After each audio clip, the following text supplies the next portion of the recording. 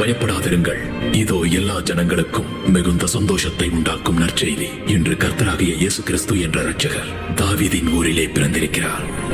ஆயிரம் நீ, முகிலும் நீ, சிகரம் நீ, அழுதிடும் அகதிகள் சிரிப்பு நீ.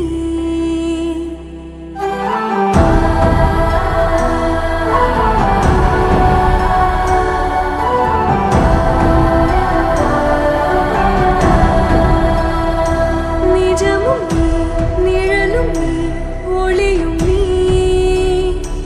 தொழிற்விடும் உரிமைகள் புரட்சி நீ.